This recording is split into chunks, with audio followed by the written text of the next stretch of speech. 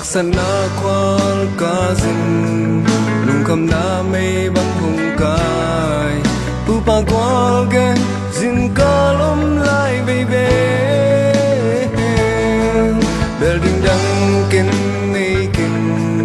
lung gul top na to pa aton tu nang me kong lung gul hi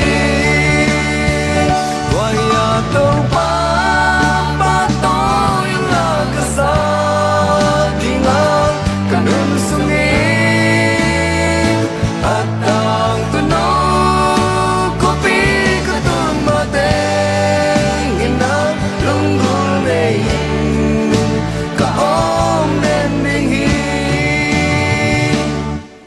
Zet na zu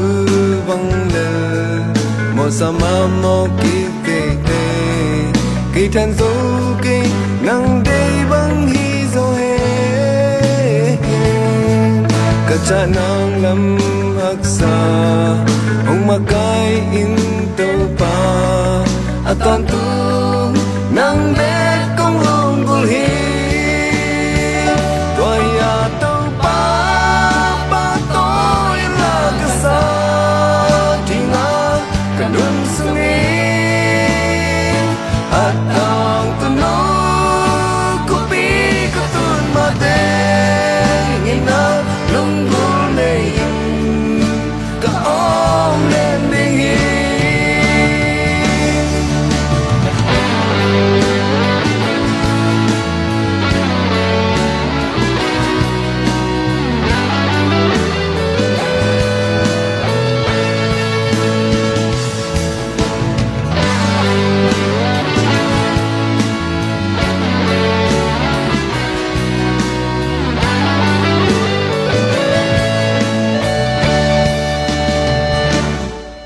Zet na zu